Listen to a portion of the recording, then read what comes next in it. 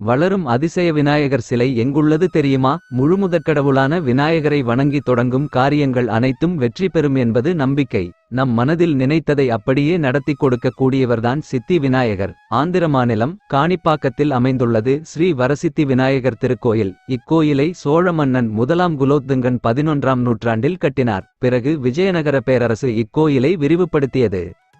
முன்பொரு காலத்தில் 3 சகோதரர்கள் இவ்விடத்தில் வாழ்ந்து வந்தார்கள். அவர்கள் உடல் ஊனமுற்றவராக இருந்தனர். ஒருவருக்கு கண் தெரியாது, இன்னொருவருக்கு காது கேட்காது, மூன்றாமவருக்கு வாய் பேச முடியாது. ஒருநாள் இவர்கள் மூவரும் வயலில் தண்ணீர் பாய்ச்சுவதற்காக கிணற்றை தோண்டிக் கொண்டிருந்தார்கள். அவர்கள் கிணற்றை தோண்டிக் கொண்டிருக்கும் போது கையிலிருந்த பொருள் கிணற்றுக்குள்ளே விழுந்து ஏதோ ஒரு கனமான பொருள் மீது பட்டு விழுவது போல சத்தம் கேட்டது.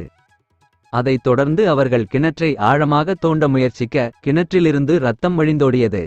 இதில் அந்த 3 சகோதரர்களின் ஊனமும் குணமாகிறது. ஊர் மக்கள் அந்த அதிசய நிகழ்வை கேள்விப்பட்டு கிணற்றை வந்து பார்த்தபோது அங்கே விநாயகரின் சிலை இருந்ததைக் கண்டனர். அந்த சிலையை தோண்டி எடுக்க முயற்சிக்க அதன் அடிப்பகுதி தட்டுப்படவில்லை. எனவே இன்றைக்கும் அந்த கிணறு நிறைய தண்ணீரிலேயே விநாயகர் பக்தர்களுக்கு காட்சி தருகிறார். இந்த விநாயகர் சுயம்புவாக உருவானவர் என்று கூறுகிறார்கள். கிணறு முழுக்க தண்ணீர் நிரம்பிய நிலையிலேயேதான் இவர் காட்சியளிக்கிறார். ஊர் மக்கள் தேங்காய் போன்ற காணிக்கைகளை சுயம்புவாக தோன்றிய இந்த விநாயகருக்கு படைத்தனர். இதனால் மனம் மகிழ்ந்த விநாயகர் தேங்காய் நீரை 1.5 ஏக்கருக்கு ஓடையாக பாயச் செய்தார்.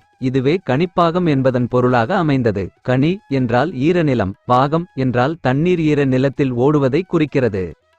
இன்றைக்கும் இந்த விநாயகர் அந்த கிணற்று தண்ணீரிலேயேதான் அமர்ந்து பக்தர்களுக்கு அருள்பாலித்துக் கொண்டிருக்கிறார். அந்த கிணற்று நீர் வற்றாது இருப்பது மிகவும் ஆச்சரியமாக உள்ளது. மழைக்காலங்களில் தண்ணீர் கிணற்றிலிருந்து வழிந்தோடும்போது அதை தீர்த்தமாக பக்தர்களுக்கு வழங்குகிறார்கள். இந்த கோயிலில் இருக்கும் விநாயகர் சிலையானது சில சென்டிமீட்டர் அளவு வளர்கிறது என்று கூறுகிறார்கள். தற்போது வயிறு மற்றும் முட்டி பகுதிகள் மட்டுமே தெரிகிறது. 50 வருடத்திற்கு முன்பு பக்தர் ஒருவரால் விநாயகருக்கு வழங்கப்பட்ட வெள்ளிக்கவசம் தற்போது அவருக்கு அளவு போதவில்லை என்பது ஆச்சரியமாக உள்ளது.